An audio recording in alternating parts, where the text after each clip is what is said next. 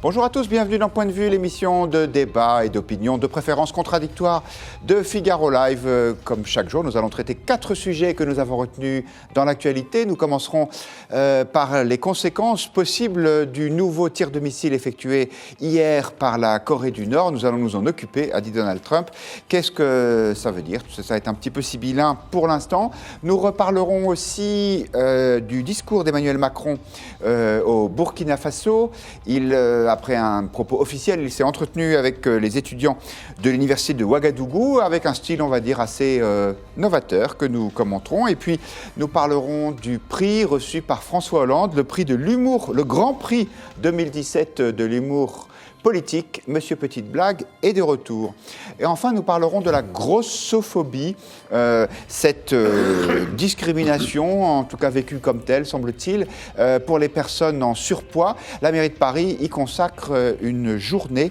Ce sera le 15 décembre, une journée de lutte, naturellement, contre la grossophobie. Nous allons parler de ces 4 sujets avec Benoît Bellistrandi. Bonsoir. Bonsoir. Vous êtes historien, professeur en classe préparatoire. Vous êtes un spécialiste de l'Espagne. Vous avez d'ailleurs écrit une histoire de l'Espagne, des guerres napoléoniennes à nos jours. Bonsoir Charles Berg-Bédé. Bonsoir. Vous êtes entrepreneur, homme politique. Vous avez appartenu à l'UMP, donc vous avez été exclu. C'était moins fréquent à l'époque qu'aujourd'hui. C'était en 2013 parce que vous aviez présenté une liste concurrente à celle de Nathalie Kosciusko-Morizet à Paris. Vous êtes aussi actionnaire de l'Incorrect, un jeune confrère. Vous êtes l'auteur du livre que nous avons vu trop brièvement à l'écran, Charnellement de France. Très bon livre. Très bon livre. La preuve, c'est que vous l'avez écrit. Et vous êtes aussi actionnaire de l'Incorrect, nouveau mensuel, on va dire de la droite hors les murs, mensuel de réflexion qui consacre sa couverture ce mois-ci à l'art contemporain avec un dossier assez percutant. Bonsoir Alexis Lacroix. Bonsoir Guillaume. Vous êtes directeur délégué de la rédaction de l'Express, contributeur d'une autre revue qui n'est pas exactement située au même endroit, mais qui n'en est pas moins intéressante et qui s'appelle La Règle du Jeu. Et votre hebdomadaire l'Express consacre cette semaine sa couverture à la vérité sur les vaccins.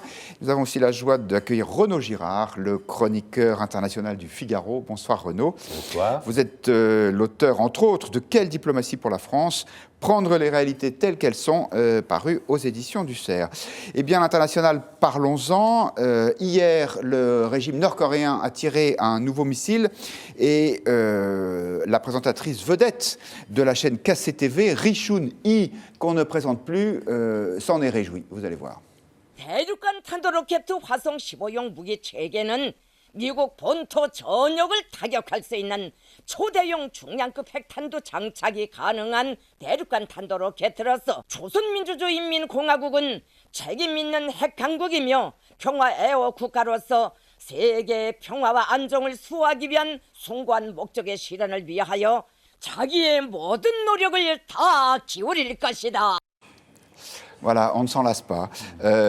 Renaud Girard, c'est business as usual parce que ce n'est pas le premier tir de missile nord-coréen, ou bien est-ce qu'on a franchi un degré supplémentaire dans la tension? Oui, on a franchi un degré supplémentaire parce que ce qui est important, c'est que Kim Jong-un, donc le jeune dictateur, Rocketman, l'homme qui incarne cette dynastie qui gouverne la Corée du Nord depuis après la Deuxième Guerre mondiale, donc le petit-fils, a dit que la Corée du Nord était un État nucléaire capable de parler d'égal à égal avec les États-Unis, puisqu'il savait cette dissuasion intercontinentale qui pouvait donc projeter des missiles jusqu'au territoire américain, mais comme la speakerine l'a bien dit, que c'était en fait pour servir la stabilité et la paix dans le monde. Et il n'a pas assorti cette fierté d'avoir l'arme nucléaire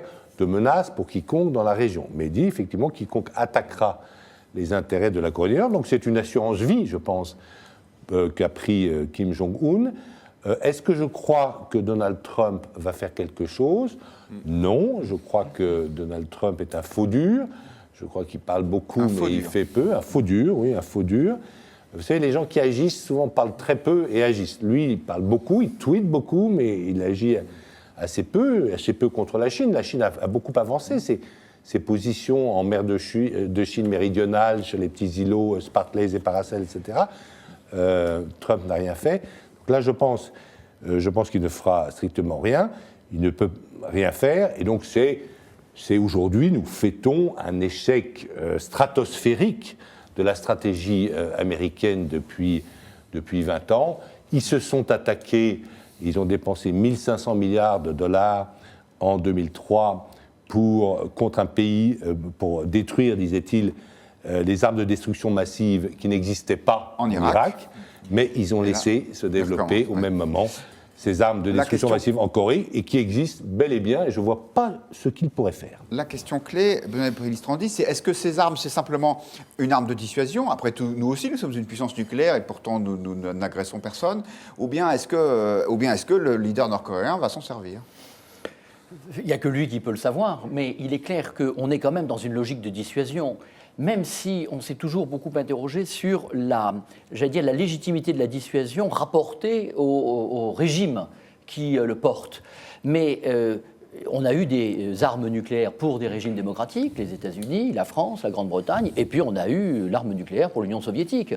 Or, après tout, ça a quand même construit un système des relations internationales sur lequel on a tangenté sans doute des moments un peu difficiles, mais on a malgré tout préservé l'essentiel, l'équilibre. Moi, ce qui me frappe beaucoup dans cette affaire, c'est que, alors là, pour le coup, c'est cette prolifération nucléaire qui est inquiétante. On a le cas en Corée du Nord, on a sans doute le Pakistan, l'Iran. L'Iran a renoncé. Il s'en est approché. Une démocratie qui a la bombe atomique, c'est Israël. Il y a deux démocraties. Alors, il y a la bombe atomique, il y a Israël, bien sûr, qui est le Nord, et il y a l'Inde. Oui. Et puis, il y a un pays qui n'est pas une démocratie, qui est en fait gouverné par l'armée, comme on le voit encore récemment, qui est le Pakistan, qui a la bombe atomique. Alors moi, ce qui m'inquiète, c'est plutôt de penser, quand on regarde de façon globale le continent asiatique qui vient de vivre 30 années de croissance économique spectaculaire, ça me fait penser, mais je fais des parallèles avec toutes les approximations que ça peut avoir, à l'Europe de 1890 à 1914, et il y a un surcroît d'énergie accumulés dans cette région, et il y a beaucoup d'Alsace-Lorraine, de Balkans, de systèmes. Et voilà, c'est ça qui est inquiétant, c'est-à-dire que toute course aux armements finit à un moment ou à un autre par déboucher sur un conflit qui peut être un conflit majeur. Oui. Et d'ailleurs, ça semble inquiéter un certain nombre de gens, notamment sur les réseaux sociaux. Valentin Pilate du Figaro.fr nous a rejoint. Valentin, la tendance sur les réseaux, c'est plutôt... on va appeler ça du pacifisme, comme on voudra, ou en tout cas de la peur. Exactement. En tout cas, quand on pose la question « faut-il frapper la Corée du Nord ?», les réponses, il faut le dire, sont très contrastées sur Twitter. Mais il y a une certitude, l'inquiétude monte sur les réseaux quand on pose la question. Le risque étant trop grand selon eux, c'est non. Voilà, il ne faut pas frapper la Corée du Nord. Ils ne chercheraient qu'un prétexte pour éclater une seconde guerre mondiale, prétend Benalia sur Twitter. La diplomatie d'abord, la France doit jouer le rôle de médiateur. C'est le moment ou jamais de montrer que nous sommes le pays des droits de l'homme, suggère Panda, toujours sur Twitter. Il fallait le faire dans les années 2000, quand c'était encore possible. Aujourd'hui, si les Américains frappent la Corée du Nord, elle répliquera sur le Japon. C'est un point intéressant qui est soulevé par Gaulois. Renaud, vous êtes d'accord? Si les Américains frappent la Corée du Nord, il peut y avoir des répercussions sur le Japon? Sur le Japon et même sur la Corée du Sud. La Corée du Sud, exactement. Où il y a 30 000 soldats américains postés en permanence. Et donc, c'est pour ça que je pense que jamais un président américain prendra le risque. Parce qu'il peut avoir, si vous voulez, 30 000 morts le lendemain. Et donc, je ne pense pas qu'il prendra le risque de faire une attaque préventive contre la Corée du Nord. Et puis, en stratégie, chat échaudé craint l'eau froide. Les Américains ont participé à 2 guerres préventives, l'Irak et la Libye récemment. Ce sont 2 fiascos, 2 chaos partout. Et donc, chat échaudé craint l'eau froide, je ne vois pas qu'il fasse une 3e guerre préventive. Charles Bédé, c'est votre point de vue? Solution à ce problème de Corée du Nord. Mais j'aimerais rassurer quand même les internautes et les tweetos qui vous ont écrit, parce que c'est pas parce qu'on a la bombage, et ça, c'est une certitude, ils l'ont, et un vecteur balistique qu'on maîtrise la rentrée des têtes nucléaires dans l'atmosphère, dans les couches supérieures de l'atmosphère. où la coiffe peut s'échauffer à 4000 degrés Celsius. Et donc, alors il se trouve que je fais l'IHEDN cette année. Ça ne fait pas de moi, je vous rassure, un expert militaire ni atomique. Mais Charles, je dirais qu'il ne dira pas par modestie que Charles Becbédé est ingénieur de l'école centrale et qu'il est aussi auditeur de l'Institut des hautes études de la défense nationale. Voilà, et quelques discussions avec des ingénieurs et puis des officiers de haut rang me font comprendre quand même que la Corée du Nord ne maîtrise pas encore le missile balistique intercontinental avec charge nucléaire incorporée. Et il y a encore quelques mois, peut-être même des années, avant qu'il l'ait, parce que c'est extrêmement compliqué. Donc, profitons de cette phase pour tout faire pour éviter qu'il l'ait. Voilà, et donc, mais la voie, elle ne peut être que diplomatique, avec la Russie et la Chine, bien entendu. Voilà, ce sont les deux grandes puissances régionales. Voilà, c'est ce qui est mis en avant vraiment par les internautes, c'est la diplomatie. Mais c'est aussi l'occasion en fait, pour beaucoup d'internautes de rappeler que les États-Unis, la France ou d'autres pays ont la bombe nucléaire. Alors, pourquoi pas d'autres? Voilà, au final, c'est ça la question. Pour éviter la prolifération. Voilà. Alexis Lacroix. Ça devient instable. Moi, je vais avoir une position. Je reconnais que c'est facile sur un plateau de télévision en France, au Figaro, avec Guillaume Roquette, d'avoir l'air d'être dans la surenchère.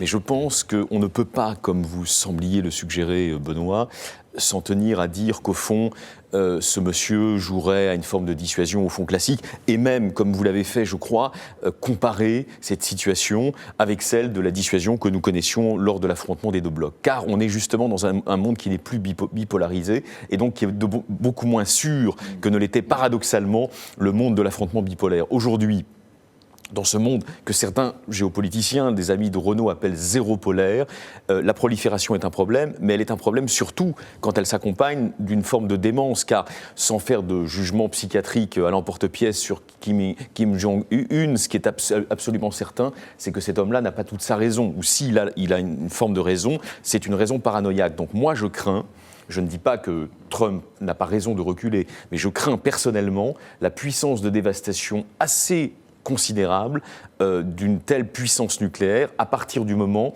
où elle est dirigée par un tyran sanguinaire. Car on ne le rappellera jamais assez, il y a une distinction absolument essentielle à faire entre les régimes démocratiques, quand ils possèdent la bombe atomique, effectivement, ils se limitent à une forme de dissuasion classique, et des régimes qui sont des tyrannies, despotiques ou totalitaires, ou en tout cas plus ou moins les deux, chez qui il n'y a pas de limite. Et c'est cette absence de limite qui, à mon avis, fait qu'on ne saurait, à mon avis, trop se rassurer à bon compte, comme un certain nombre de chefs d'État essayent de nous en persuader. À mon avis, on est en train de préparer, si vous voulez, peut-être d'ailleurs sur la durée, mais une situation de type munichois. Voilà, je crois qu'on est en train de reculer, on est en train de perdre chacune des occasions possibles de définitivement anéantir cette menace. Il faut raser la Corée. Attendez, je n'ai pas dit ça. J'ai dit qu'il est facile. J'ai dit qu'il est facile depuis. On va s'enrôler dans l'armée, on va faire un bataillon de Corée pour attaquer la Corée du Nord. Ce n'est pas ce que j'ai dit. J'ai dit qu'il n'est pas facile depuis un studio de télévision d'avoir l'air de faire la leçon aux dirigeants de ce monde. Et donc j'ai bien conscience qu'ici, avec le ministère du Verbe, c'est très facile d'avoir l'air d'afficher des positions guerrières ou va-t-en-guerre, donc je ne leur ferai pas la leçon. Pour autant, la position pacifiste, qui semble être celle de la communauté internationale, et notamment de notre président, ne me paraît pas tout à fait convaincante face à la réalité, si vous voulez, tout à fait nouvelle de ce type de menace. Quand on a un tyran sanguinaire qui a un moyen de destruction aussi grand, franchement, il faut quand même penser à l'arrêter. Voilà. On pense même si on ne sait pas très bien quoi faire. Valentin, un dernier mot. Donc, en tout cas, c'est l'occasion vraiment pour le coup de donner les points de vue des internautes. Et au-delà du fait que personne ne veuille la guerre, la tonalité sur Twitter se résume au final à celle d'un agacement lorsque les États-Unis ou encore la France se permettent de donner des leçons de diplomatie. Et là, les internautes en fait citent le cas de l'Irak, de la Syrie, de la Libye et de ces interventions. Alors, y a-t-il une solution concernant cette escalade de la crise? Voici celle de Kolch, internaute du Figaro.fr. Que les Chinois imposent un blocus total à la Corée du Nord et Kim Jong-un se calmera, peut-être. Merci Valentin, en tout cas il faut l'espérer. Et vous parliez des internautes du Figaro, ils sont eux aussi assez partagés puisque la question du jour, faut-il intervenir militairement contre la Corée du Nord, départage quasiment à 50-50 avec une toute petite majorité pour le non. Les points de vue. Le paradoxe quand même, Charles Becbédé, dans cette histoire, c'est qu'on a l'impression que c'est Trump qui est plus, au moins autant va-t-en-guerre que Kim Jong-un, comme s'il y avait, on les renvoyait dos à dos. Oui, mais il s'est décrédibilisé parce qu'il a fait des rodomontades guerrières, martiales, et puis ensuite il ne fait rien. Donc c'est exactement le contraire de ce qu'il faut faire. Dans ces cas-là, il faut dire peu et agir comme Richelieu savait le faire à la grande époque, et en envoyant ses tueurs. Mais là, franchement, on est dans une situation où Trump s'est affaibli. Alors, il faut dire aussi, je pense quand même qu'on a construit, le système médiatique a construit aussi une image de Trump qui est quand même très, très faussée. On met côte à côte et en parallèle Kim Jong-un et Trump, alors que l'un est complètement ficelé par un système institutionnel avec quand même des pouvoirs qui s'équilibrent, qui se contrôlent, qui se balancent, et au contraire, de l'autre côté, effectivement, une tyrannie familiale. Donc, il faut faire attention, même si je partage complètement le diagnostic sur le caractère imprévisible et déroutant de la présidence Trump. Mais les États-Unis ont quand même un système d'assurance institutionnelle qui permet de penser que le jour où une décision sera prise, elle sera quand même relativement construite. En le disant très rapidement, le renvoi dos à dos, que certains pratiquent, pas ici, pas sur ce plateau, mais le renvoi dos à dos du président américain et du tyran nord-coréen a quelque chose d'atterrant et de scandaleux, c'est déréalisé. Voilà. Merci, Alexandre. Ah non, c'est moi, j'interromps le débat parce que j'ai encore plein de choses à vous dire. Il faut regretter que le pays qu'on a fait un accord qui est très important le 14 juillet 2015, où l'Iran a renoncé volontairement à l'enrichissement de l'uranium, à faire un programme militaire, et que pour des raisons électoralistes et de ses relations avec le Congrès, Trump veut dénoncer les engagements qui ont été pris au titre de cet accord. C'est très dangereux. Merci beaucoup. Il y a un autre chef d'État qui parle beaucoup, c'est le nôtre, Emmanuel Macron. Il était au Burkina Faso hier et il a eu un échange, ma foi, dans un style assez nouveau avec les étudiants réunis à l'université de Ouagadougou. En voici quelques morceaux choisis. Vous m'avez parlé comme si j'étais le président du Burkina Faso. Quelque part, vous me parlez comme si j'étais toujours une puissance coloniale. Mais moi, je ne veux pas m'occuper de l'électricité dans les universités au Burkina Faso. C'est le travail du président.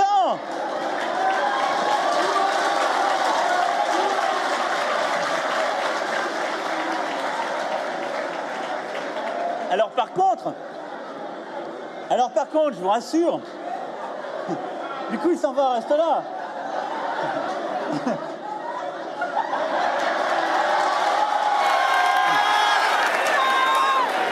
Du coup, il est parti réparer la climatisation. Voilà, tout ça tient peut-être autant du stand-up que du discours présidentiel. Ça peut plaire, pas à tout le monde. Écoutez ce qu'en disait ce matin le président de Debout la France, Nicolas Dupont-Aignan, sur Europe 1. Si un homme de droite, ou le président Sarkozy, ou Donald Trump, s'était comporté au Burkina Faso comme Emmanuel Macron, toute la presse ce matin ne parlerait que de ça. Il a été d'une arrogance, j'allais dire d'une violence à l'égard des autorités du Burkina Faso, à la limite du racisme. Et moi, je ne l'accepte pas. J'estime qu'un chef d'État ne peut pas se comporter comme ça. Alexis Lacroix. Écoutez, j'ai du respect et de la considération pour Nicolas Dupont-Aignan. Ça commence mal. Non, je le dis, c'est un homme de conviction, il défend une option gaulo-souverainiste avec un certain panache, car il le fait dans la solitude, et c'est vrai dans une situation de minorité médiatique. Donc je n'ai pas envie de le critiquer plus que de raison. Et puis par ailleurs, il sert aussi de paratonnerre à des électeurs qui peuvent être tentés par Marine Le Pen, mais qui au fond peuvent trouver chez lui un asile plutôt que d'aller vers l'extrême droite. Donc pour toutes ces raisons, laissons-le exister. Néanmoins, là je crois qu'il fait une mauvaise analyse. Il fait une mauvaise analyse du discours de Macron. Quand on est un petit peu, disons, réceptif, quand on a une deuxième oreille politique, ce qu'on entend dans le discours de Macron, je crois très sincèrement, c'est l'inverse exact de la condescendance néocoloniale du France-Afrique. C'est au contraire un discours de responsabilité. Il parle ici à des adultes, ce sont peut-être des étudiants, mais il leur parle en adulte. Il leur dit, c'est fini, le temps où effectivement il y avait cette espèce d'ingérence malsaine, aux limites, aux contours mal définis, est terminé. Et donc il le dit sur un ton en plus humoristique, il crée une complicité qui est tout à fait réelle avec les locuteurs avec qui il est. Donc tout ça n'est absolument pas dans le registre de la condescendance, et c'est plutôt du côté d'une sorte de clarification, bien tardive je reconnais, de la relation entre la France et d'ex-puissance coloniale qui lui était vassalisée. Donc je pense que de ce point de vue-là, on peut trouver à redire à plein de choses, sans doute, dans ce long discours, en partie improvisé. Mais de ce point de vue-là, Dupont-Aignan a tort. La prestation de Macron, le discours de Ouagadougou, restera comme une des belles heures de la relation franco-africaine, alors que le discours de Dakar, prononcé il y a 10 ans par Nicolas Sarkozy, était resté comme une sorte de voile, comme une sorte d'ombre dans la relation entre la France et l'Afrique. Merci Alexis Lacroix. Je précise qu'il n'y a pas que Debout la France et Dupont-Aignan qui étaient critiques, puisque la France insoumise a fait part d'un communiqué critiquant la position néocolonialiste et l'attitude méprisante du président de la République. Charles Becbédé. Alexis Lacroix, votre temps de parole est épuisé. Non mais sur la blagounette, d'abord c'est une blague. Ensuite, il n'y a rien de déplacé. Ensuite, ça passe très bien au Burkina Faso. Donc franchement, arrêtons de polémiquer. Et cessons de nous indigner à la moindre boutade d'un homme politique, et en particulier du président de la République. Donc franchement, les critiques là, de Nicolas Dupont-Aignan, Jean-Luc Mélenchon, je crois Nicolas Bay également, sont tout à fait déplacés. Sur le fond, Renaud Gérard, est-ce qu'il y a quelque chose de nouveau dans la politique africaine de la France avec ce voyage, où il y a juste eu ce moment de télévision assez réjouissant ? Je crois qu'il y a une clarification. Il n'y a effectivement pas du tout de racisme. J'ai aussi du respect pour le courage de Nicolas Dupont-Aignan, dont je ne partage pas les opinions, parce que moi je suis favorable à la construction européenne. Mais là, je pense qu'il se trompe factuellement. Il n'y a absolument rien de raciste dans les propos d'Emmanuel Macron. Je ne pense pas du tout qu'il soit raciste. Il veut assez clairement tourner la page. Voilà. Est-ce que les prédécesseurs, est-ce que Foccart était condescendant à l'égard des dirigeants africains? Je ne suis pas sûr. Le conseiller du général de Gaulle, l'homme qui avait terrorisé la je crois France qu'il les respectait, je crois qu'il aimait l'Afrique, et que évidemment, je ne vais sûrement pas tout jeter à la rivière de ce que la France a fait pendant la colonisation, parce qu'elle a fait beaucoup, évidemment, et même après. Il a quand même dit je connais les crimes de la colonisation. Oui, alors, justement, il est revenu là-dessus. C'est dommage, c'est toujours cette repentance permanente, voilà. alors qu'il conviendrait de valoriser les apports de la colonisation, en tout cas d'avoir un débat équilibré. Au Burkina Faso, Haute-Volta, à l'époque, il n'y a pas eu de crime de la colonisation. Il y a peut-être, et Gide nous en a parlé, il y a peut-être eu au Congo belge, sûrement, et peut-être un peu aussi au Congo français, des corvées obligatoires, etc., lors de la construction des lignes de chemin de fer. Mais en Afrique noire, non. La colonisation était une œuvre qui a coûté très cher à la France et qui a construit Savognin de Brazza, c'est vraiment un humanitaire, si vous voulez. Bon, voilà.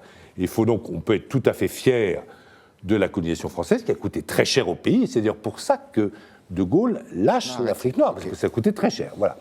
Mais je trouve que Macron tourne la page, parle avec humour, pourquoi pas. Le général de Gaulle lui-même, qu'aime M. Dupont-Aignan, avait de l'humour. Vous savez, quand il dit bon, c'est le fait de mon inexpérience. Il avait dit ça dans une conférence de presse. Bon, eh bien, le président Macron a le droit d'utiliser de l'humour. Je ne le trouve pas déplacé. Et je trouve qu'il y a visiblement quelque chose qui est passé, en fait, entre Emmanuel Macron et la jeunesse africaine. Et tant mieux. Et cette phrase que vous avez citée est excellente. Ce n'est pas moi qui gère le Burkina Faso, les choses sont claires. Et ce n'est pas moi qui le finance non plus. Benoît Pellistrandi. Moi, je pense que la question de la colonisation, on doit vraiment la purger, parce que c'est absurde d'être là avec des événements qui remontent à il y a 100 ans ou plus. Le véritable enjeu, c'est la décolonisation, c'est-à-dire c'est la création d'un espace politique marqué par des frontières, là où auparavant il y avait une unité, et notamment une intégration économique et régionale. Et ça, c'est le président Abdou Diouf qui le faisait remarquer. L'économie de l'Afrique occidentale française était beaucoup plus intégrée que l'économie actuelle. Donc il faudrait travailler à ces faits-là. Je crains cependant que le discours du président Macron, qui est par ailleurs très, très remarquable sur son fond, mais ce soit aussi une manière de masquer les faiblesses structurelles de la France, qui a de moins en moins les moyens de peser en Afrique. Et on le voit, on est militairement présent et de façon décisive, et que si on se retirait de ces endroits, ce serait sans doute le chaos. Donc il y a un savoir-faire français qu'il faut absolument maintenir, mais c'est vrai que nous le portons dans un cadre de disette budgétaire qui pèse énormément, et il faudra quand même un jour admettre que la France n'est plus complètement une puissance mondiale et qu'il faut définir des priorités. Donc je pense que la difficulté du président Macron, c'est que tout le monde a cette statue du commandeur qu'est le général de Gaulle, le fondateur de la Ve République, et on veut absolument continuer à faire comme lui. Il faut inventer, donc je trouve qu'il faudrait effectivement tourner la page de la colonisation et inventer avec les Africains ce que doit être l'avenir. Surtout quand on voit en plus les perspectives démographiques qui sont spectaculaires. Mais Charles Beigbeder, quand le président de la République dit « il n'y a plus de politique africaine de la France », est-ce que c'est vraiment un progrès ? Non, mais il n'y a plus au sens de la politique de grand-papa et du temps de l'UDR. De domination. Et de la France-Afrique. Mais il faut une politique française active en Afrique, bien sûr. Et d'ailleurs, c'est bien qu'il ait parlé d'immigration et des flux migratoires qu'il faut absolument limiter. Et il l'a dit devant les étudiants du Burkina. Et ça, c'était important parce qu'il a été clair. On ne pourra pas accueillir toute cette jeunesse en Europe et en France. Oui, il dit vous êtes bienvenus pour vos études, mais nous ne pourrons pas vous garder durablement. Et ça, sur les études, je pense que c'est vraiment quelque chose d'essentiel parce qu'il faut voir la manière dont on traite ceux qui vont être les futures élites de ces pays-là. Or, il faut vraiment que quand ils viennent en France faire leurs études, on les soigne pour qu'ils soient ensuite des relais d'influence de la France dans leur pays. Vous avez raison, la disette budgétaire, notamment dans nos armées, parce qu'on m'a dit récemment que dans les promotions de Saint-Cyr, il y a 30 ans, il y avait 30 stagiaires africains. Et aujourd'hui, il n'y en a plus que 12, parce qu'on n'a plus les moyens. Et on me racontait aussi l'histoire de lieutenant-colonel sénégalais qui allaient faire leur école de guerre en Chine parce que la France n'a plus les moyens d'accueillir. Et c'est vrai qu'une politique d'influence et que l'armée, c'est très important en Afrique pour maintenir l'ordre dans des territoires immenses. Et c'est vrai que cette politique de coopération militaire, de formation des officiers africains par les écoles françaises a été excellente. Et elle nous manque. Et qu'il faudrait... il y a également ce fonds de PME africaine qui a été annoncé, donc avec plus d'1 milliard d'euros de capitaux. Donc ça c'est très bien aussi pour aider les entrepreneurs africains. Et d'investissement. Je laisse le dernier mot sur ce sujet aux internautes. Marion, qui est d'accord avec Alexis. J'imagine que c'était Alexis Lacroix, puisqu'il y en a qu'un, mais apparemment elle vous connaît. D'autant plus que pour une fois, on a un président dynamique qui a un certain talent oratoire, alors que Jamal considère, lui, au contraire, qu'il y a de l'arrogance dans l'attitude présidentielle. Il y a un autre président, passé celui-là, qui n'est vraiment pas arrogant, c'est François Hollande. L'ancien chef de l'État a reçu hier le Grand Prix 2017 de l'humour politique et il en a profité pour en refaire de l'humour. Regardez. Je prends conscience qu'un hommage donc m'est rendu. Il était temps. J'ai bien compris que c'était l'ensemble de mon œuvre qui était salué ce soir. Je parle de ce domaine-là. Mais je vais ici vous faire une révélation. Mon œuvre n'est pas achevée, au moins sur ce plan-là. Merci. Voilà, Monsieur Petite Blague est de retour. Est-ce que c'est une bonne nouvelle ? Sûrement pour dérider les plateaux de télévision, mais est-ce que tout ça est très présidentiel ? Regardez l'attitude quand même un peu gênée de Stéphane Le Foll, qui est l'un des derniers soutiens de François Hollande, l'ancien ministre. Il était ce matin sur France Info. François Hollande s'est toujours distingué avec beaucoup d'humour et beaucoup d'esprit. C'est pas à vous que je vais le dire, vous le savez tous. Mais est-ce que ça n'est pas un problème qu'on ramène François Hollande après un quinquennat plutôt à ça qu'à autre chose ? Est-ce que ça n'est pas votre problème, Stéphane ? C'est un problème, mais c'est à nous d'expliquer ce qui a été fait. Et un jour, il aura aussi à s'expliquer sur ce qu'il a fait. Et tu Lacroix, voilà, c'est un peu... Est-ce que c'est très présidentiel, cette attitude de François Hollande ? Non, mais alors, écoutez, je pense qu'il faut toujours partir pour comprendre ce type d'échappée solitaire qui lui est coutumière. Il faut partir de son ressenti. Ce que l'ancien président de la République ressent, vraiment très intimement, au-delà des postures et de son cynisme, il ressent une injustice. Il se dit « j'ai été méjugé sur mon bilan » et donc toutes les occasions de se rattraper doivent m'être offertes par l'actualité. Et donc c'est vrai que cette manière de prendre à la rigolade, c'est une façon de dire « on va voir ce qu'on va voir, j'ai pas dit mon dernier mot ». Ça, vous voyez, c'est le premier niveau d'interprétation. Le deuxième, il est plus problématique. C'est-à-dire que je pense qu'aujourd'hui, la reconstruction éventuelle du Parti socialiste, elle est empêchée par ce type d'intervention. Et c'est la raison pour laquelle, dans les images que vous venez de montrer, le FOL se montre tellement embêté. Car c'est au fond, pour reprendre le titre d'un livre célèbre sur 68, c'est un héritage impossible pour eux. Surtout pour le FOL qui est actuellement dans la compétition face à Najat Vallaud-Belkacem pour reprendre le parti. C'est impossible pour eux de se positionner face à cet héritage-là. Et donc on peut penser qu'au-delà, si vous voulez, de sa déception de ne pas être reconnu à la hauteur des réalisations réelles, d'ailleurs, de ce quinquennat, il y en a eu, hein.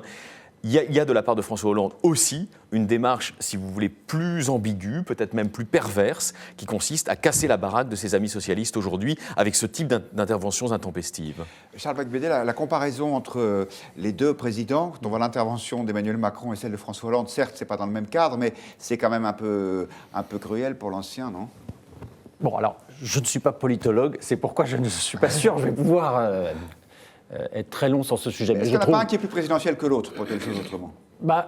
Oui, Hollande, il n'a pas su être président de la République, l'histoire l'a montré. Maintenant, c'est vrai que c'est un type sympa, comme on vient de le voir. C'est un type drôle, qui est capable d'autodérision. Et maintenant, est-ce qu'un président de la République, ça doit être un mec sympa ? C'est la question. Non, je ne suis pas sûr. C'est quelqu'un qui doit gouverner. Et il a échoué. Bon, après, l'histoire est cruelle. D'ailleurs, ça ne lui a pas réussi. Il a échoué pas parce qu'il était sympa. Il a échoué parce que la politique mise en œuvre n'était pas bonne. Ça n'a pas produit de résultat. Il aurait pu réussir tout en étant sympa. Je veux dire, je ne pensais pas que les Français lui en ont voulu de ne pas être assez présidentiel, d'avoir voulu être comme tout le monde. Oui, mais il n'a pas été assez présidentiel parce que dès le début, il n'a jamais eu le courage de dire les choses telles qu'elles étaient. Moi, je reste convaincu qu'il avait deux options, c'est-à-dire être un petit François Mitterrand, ce qu'il n'a même pas réussi à être, ou être un Pierre Mendès France.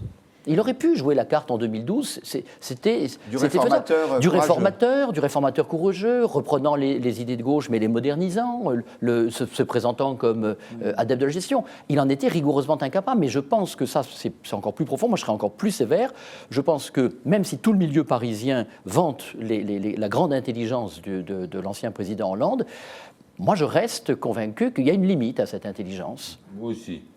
Je pense que moi aussi, je suis vraiment, effectivement, je n'ai jamais vraiment senti très président de la France, alors qu'on sent que Emmanuel Macron est président de la France. C'est assez consternant, la passion dévorante, l'obsession de ce pauvre François Hollande pour les médias. Vous voyez, il était un peu occupé normalement comme président de la République. On a vu qu'il avait eu 75 entretiens en tête-à-tête avec des journalistes du Monde qui ensuite ont fait un livre ravageur sur lui, où il a d'ailleurs livré au passage des secrets d'État. Un président ne devrait pas dire ça. Un président ne devrait pas dire ça. Et là, n'importe quelle petite émission qui lui est tendue, n'importe quel micro, il ne peut pas s'empêcher de sauter dessus et de ne pas garder une certaine... Voilà, ce petit prix de l'humour politique. Bon, les journaux en parlent beaucoup, mais enfin, c'est quand même rien. Enfin, si vous voulez, voilà. Je suis moins sévère que... Il n'aurait pas dû y aller, Alexis Lacroix. Il n'aurait pas... Si vous voulez, c'est... Si je peux juste répondre. C'est pitoyable. Il ferait peut-être mieux, effectivement, d'essayer de défendre son bilan, peut-être d'écrire ses mémoires. Alors, vous ne croyez pas si bien dire Renaud. Et de réfléchir à l'avenir de ce Alexis Lacroix, défendez l'ancien président. Non, je ne suis pas là uniquement pour le défendre. Je pense que vous avez raison, vous mettez le doigt sur l'essentiel. Ces mémoires, en tout cas ces mémoires du quinquennat, il est en train de les écrire. Et c'est d'ailleurs un des événements éditoriaux, Renaud, qui est annoncé pour le mois de mai prochain, semble-t-il. Donc il y aura un livre vérité. Non, mais il y aura un livre vérité de Hollande sur son action comme président de la République. Alors, par ailleurs, ce que vous dites sur son obsession des médias, je l'ai noté moi aussi. Et j'ai lu d'ailleurs un autre livre de témoignages à l'intérieur, si vous voulez, embedded à l'intérieur du quinquennat, qui est le livre de son ancien conseiller en communication, le très désormais célèbre Gaspard Ganzer. Donc c'est évidemment un livre pro domo. La politique est un sport de combat. Voilà, oui, c'est un livre pro domo, il défend le président, enfin l'ancien président, c'est évident, ils sont amis, enfin ça se sent. Néanmoins, il y a une chose intéressante dans le livre, c'est qu'il apparaît qu'une des erreurs de perspective qu'a faite Hollande concernant les médias, c'est-à-dire la nécessité de cette surprésence médiatique permanente, de ce close contact permanent avec les Français, c'est que c'est Gaspard Ganzer qui en est responsable, car c'est lui qui, lorsqu'il arrive à l'Élysée, lui dit « Président, vous avez un problème d'image, on va restaurer votre image, notamment via les réseaux sociaux, en direction de l'électorat plus jeune ». Donc Hollande a été embarqué dans cette stratégie, qui a peut-être d'ailleurs payé ses fruits sur le plan de la popularité. Le problème n'est pas là. Mais oui, mais qu'il a déverticalisé.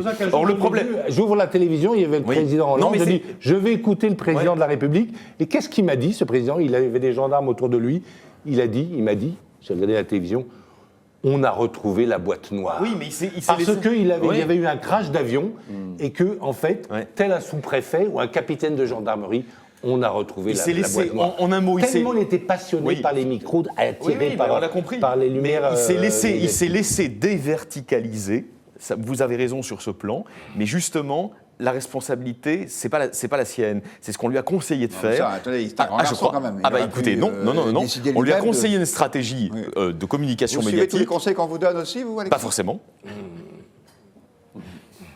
Moi, je suis consterné par la qualité des livres qui sortent sur le quinquennat Hollande, de tous ces conseillers, de Aquilino Morel à Gaspard Ganzer, etc. Ils sont vides. Ils racontent un système complètement fermé sur eux-mêmes, où leur horizon, c'était le milieu médiatique, c'est tout. Ils ont oublié la France pendant qu'ils gouvernaient. Et comment un président de la République peut garder son conseiller en communication quand il est à 20% dans les sondages?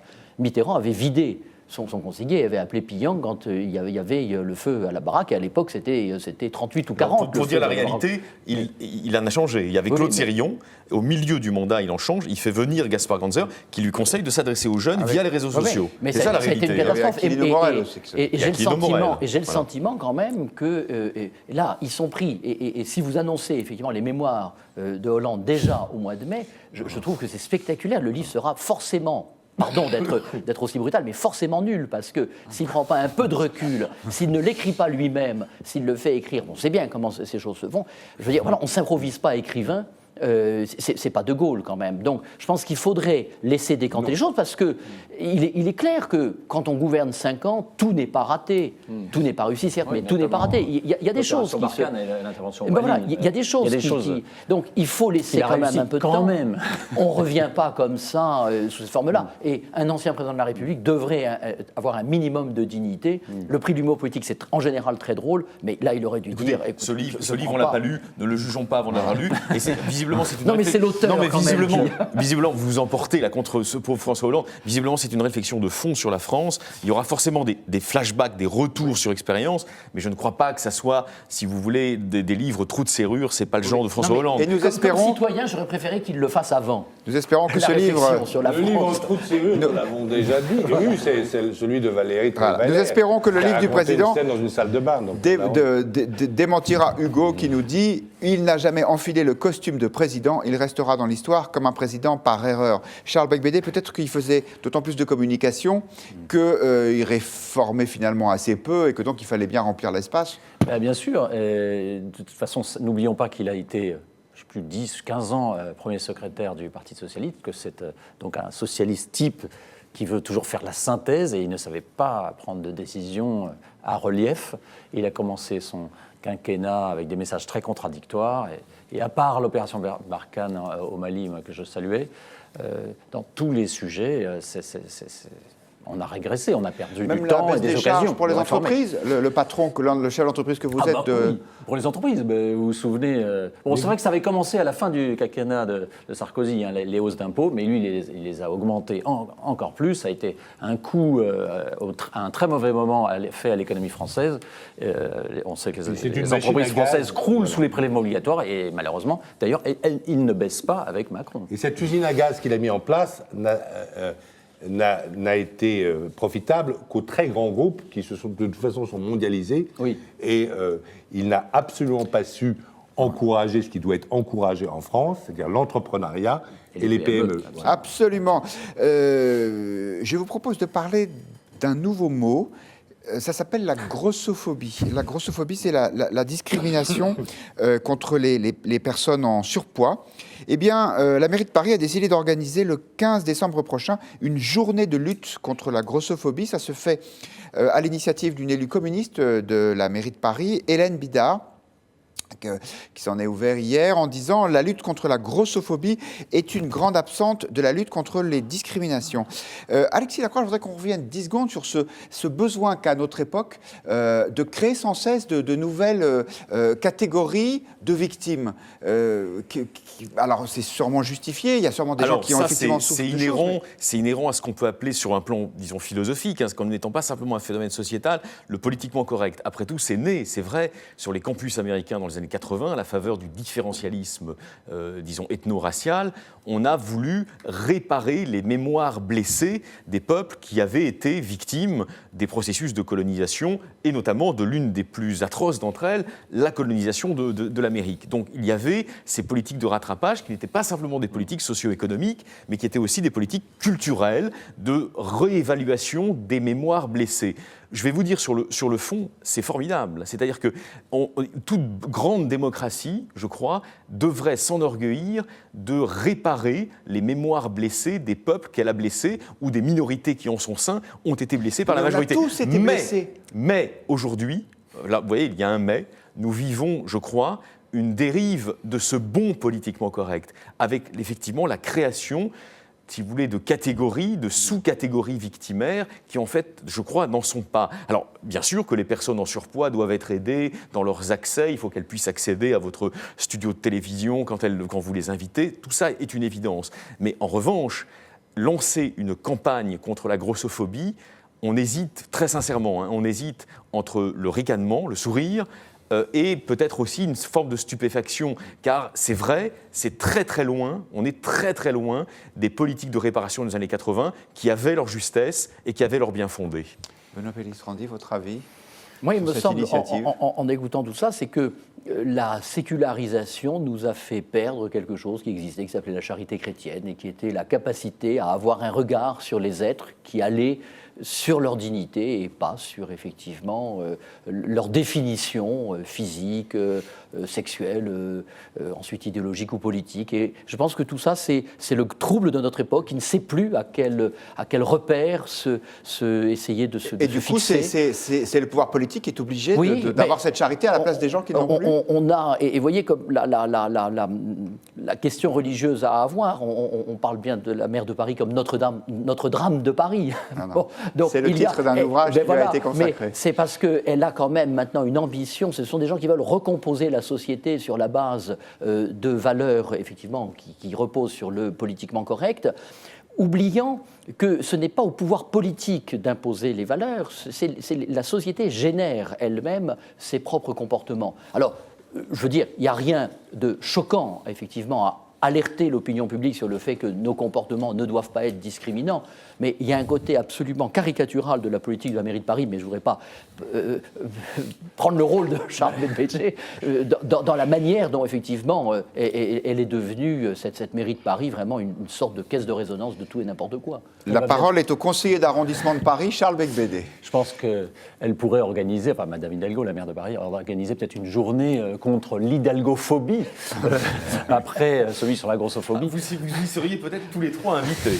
C'est possible. C'est possible. Non, mais c'est vrai. Moi, je trouve que c'est insupportable de vouloir absolument sectoriser le peuple en toutes ces catégories. D'ailleurs, il manque une catégorie, je vais être paradoxal, la catégorie qui a fait la couve de notre magazine culturel et politique L'Incorrect, c'est-à-dire le mâle blanc. Le mâle blanc hétérosexuel qui fume parfois un cigare, qui aime bien le gin ou le whisky. Et qui conduit un 4x4 comme vous. Certainement. Quoique non, je suis passé à l'électrique quand même. Il faut se garer gratuitement. Mais donc, c'est vrai, ouais, je vais crier, moi aussi, j'en ai marre je suis pour qu'un colloque soit organisé contre la grand mâle blanc phobie. Voilà. Alors, j'aimerais juste dire un mot. On va donner la parole à Renaud Girard. J'ai aussi une petite opinion là-dessus. En fait, j'ai une proposition et une opinion. La proposition, c'est que je voudrais créer la chauvophobie, parce que nous sommes deux chauves ici, et qu'on n'a prévu aucun équipement. Lorsque nous allons sortir, nous allons avoir froid à la tête. Et la deuxième chose, je vous l'avais très bien dit, c'est qu'en fait, on demande tout au pouvoir public. Mais ce n'est pas au pouvoir public, effectivement, à nous apprendre la politesse, la courtoisie, la charité chrétienne. Il y a une vieille tradition chrétienne dans ce pays. Et ce n'est pas non plus, d'ailleurs, à l'État de dire comment on parle la langue française. Il y a une institution qui est là depuis Richelieu, qui s'appelle l'Académie française. L'autre jour, vous voyez, il y avait une sénateur, je dis Madame le sénateur, alors elle était un peu comme ça choquée, que je n'ai pas dit Madame la sénatrice, vous voyez, à côté, il y avait le rabbin Delphine Orviller, je ne vais pas dire Madame la rabbine, je vais dire Madame le rabbin, d'accord? Donc je dis Madame le rabbin, et je dis Madame le sénateur, parce que je préfère parler français. Mais ce n'est pas à Monsieur Jospin, ou ce n'est pas à l'État, à me dire comment il faut que je parle ma langue française. Et c'est vrai qu'il y a une sorte d'appel à l'État systématique, d'appel aux autorités publiques, qui est dramatique. J'ai connu, elle est communiste, cette dame, j'ai connu un parti communiste dans ma jeunesse qui avait, je n'étais pas du tout communiste, moi j'étais gaulliste, mais qui avait beaucoup plus d'allure.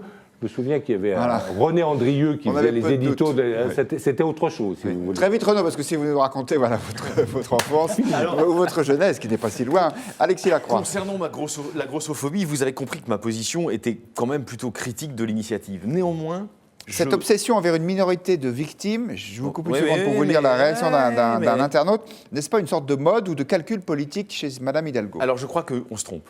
Justement, c'est ça que je voulais dire. Je crois qu'imputer la responsabilité de ce type de campagne à une sorte de calcul politique de Madame le maire de Paris, c'est une erreur. Car c'est faire fi d'une partie de son entourage. Il y a, si vous voulez, parmi les... 200 conseillers en communication. Mais attendez, mais attendez, 200. Si je peux continuer ma phrase, c'est faire fi d'une partie de son entourage politique qui est, en ces matières-là, sur des positions beaucoup plus arrêtées, beaucoup plus définitives et probablement beaucoup plus sectaires que les siennes. Je ne crois pas, je le dis très sincèrement pour la connaître un peu, que Anne Hidalgo donne dans cette caricature du politiquement correct. En revanche, il y a au sein de la mairie de Paris, des personnes dont c'est la ligne. Donc il faudrait, au lieu de la critiquer comme l'ont fait Éric Routhier dans un livre qui est par ailleurs un tissu d'insanité, il vaudrait mieux, si vous voulez, faire la distinction entre le maire de Paris et une partie de son entourage qui, effectivement, donne dans le politiquement correct le plus effréné. Il y a de la surenchère à la mairie de Paris, Charles Becbédé? Écoutez, je ne comprends pas. C'est quand même Anne Hidalgo qui nomme ses conseillers, qui nomme son entourage, qui choisit ses adjoints, et c'est cette communication permanente qui date de Delanoë, hein. C'est-à-dire qu'elle est la digne héritière de... Elle dépense combien? Dites-nous un peu de Bertrand le Magnifique, qui... combien ça coûte en millions d'euros? Écoutez, vous imaginez 200 personnes dédiées à la communication du maire de Paris, enfin de la maire de Paris, je ne sais plus comment dire. C'est délirant. La ville de Paris, c'est 70 000 fonctionnaires pour 2 200 000 habitants. Le Grand Londres, ils ont 4 fois moins de fonctionnaires pour 1000 habitants. Donc il y a un moment, il va falloir se poser la question de la gestion de ce machin. Et puis c'est une dette qui s'envole, ça va très mal finir cette affaire. Est-ce que Renaud Girard, c'est finalement une démonstration de plus de la communautarisation de notre société, cette nouvelle initiative? C'est-à-dire qu'en fait, les gens se reconnaissent moins comme étant des citoyens français que comme appartenant à une communauté qui veut être reconnue et éventuellement plainte ou... Non, c'est la recherche, c'est-à-dire comme si le bonheur était dans la victime. Je ne peux pas être heureux de construire, d'être un Français citoyen qui m'engage, qui soutient un parti, que ce soit le Parti communiste, ou qui soutient le président de la République, ou qui soutient ou qui s'engage dans la campagne des Républicains. Non, il faut que je sois pour exister, il faut que je sois une victime. C'est une maladie grave de notre société qu'il faut étudier. Est-ce que c'est dû au fait que cette société était structurée après la guerre par 2 grands mouvements qui étaient l'Église catholique et le Parti communiste, le progressisme matérialiste, et puis l'Église catholique, et tout ça a été ravagé par le consumérisme effréné, que donc en fait il n'y a plus rien à proposer d'idéologie, à quoi adhérer. Comme Malek Bouti, on dit aux jeunes musulmans, mais on leur propose d'adhérer à quoi? À quelle société? À quelle vision? À quel avenir de la France? Il y avait le patriotisme, voilà, mais celui-là était aussi assez évanescent. Et donc il y a un vrai problème de vide culturel. Et en fait, cette affaire traduit le vide culturel dans lequel on est. Et Christopher, qui nous écoute, va dans votre sens, puisqu'il dit « La télé-réalité fait partie de cette décadence ». Je vous livre, en guise de conclusion, une citation de la philosophe Chantal Delsol, que nous aimons bien au Figaro, qui a dit, dans notre monde contemporain, la figure de la victime à remplacer celle du héros. Voilà, c'est tout pour ce soir. Merci beaucoup à tous les 4 d'avoir été avec nous. Et Point de vue revient demain, même heure, même endroit. Bien sûr, ne zappez pas. Restez connectés puisque vous allez suivre maintenant un focus sur la Corée du Nord, sujet dont nous avons parlé tout à l'heure, avec l'analyse de notre spécialiste Isabelle Lasserre.